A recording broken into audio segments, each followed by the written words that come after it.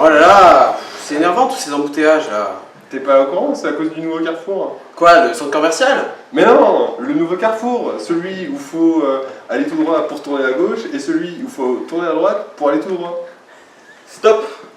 Ça, c'est une scène que nous avons tous vécue dans la vie de tous les jours.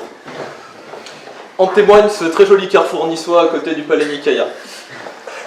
Le problème, c'est que des solutions existent pour les entreprises privées, ils payent des dizaines d'ingénieurs, mais ces solutions sont très loin d'être abordables pour les mairies les plus modestes. Et du coup, les carrefours réalisés par les mairies sont rarement de qualité. Nous, ce qu'on veut proposer, c'est un logiciel pour les mairies qui va permettre de modéliser le réseau routier de la ville. Une fois que la modélisation est faite, on peut lancer la simulation et directement on va pouvoir voir où sont les goulots d'étranglement sur tout le réseau routier de la ville.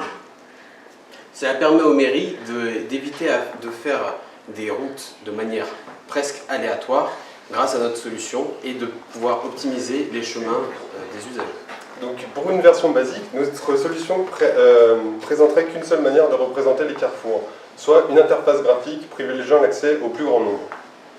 Cette interface graphique présentera également un rapport montrant les points critiques sur les carrefours, donc les points les plus chargés ou le débit maximum sur les routes.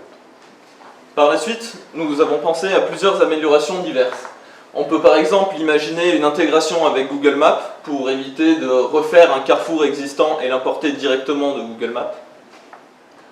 Ce qu'on pourrait penser aussi, c'est mettre un langage dédié qui permettrait à une personne de vraiment s'impliquer et d'avoir beaucoup plus de liberté qu'avec une interface graphique.